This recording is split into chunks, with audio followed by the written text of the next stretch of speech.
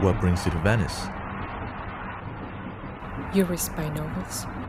I'm a mysterious woman in train. You tell me what my story is.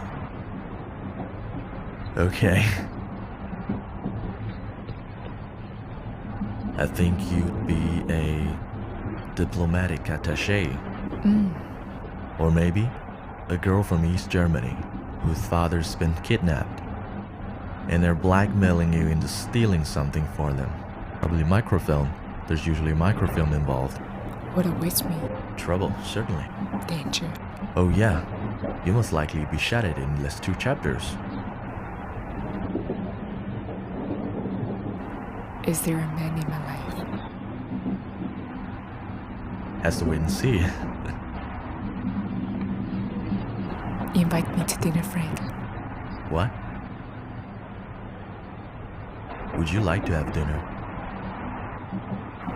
Women don't like questions. Join me for dinner. Too demanding. Join me for dinner? Another question. I'm having dinner. If you'd care to join me.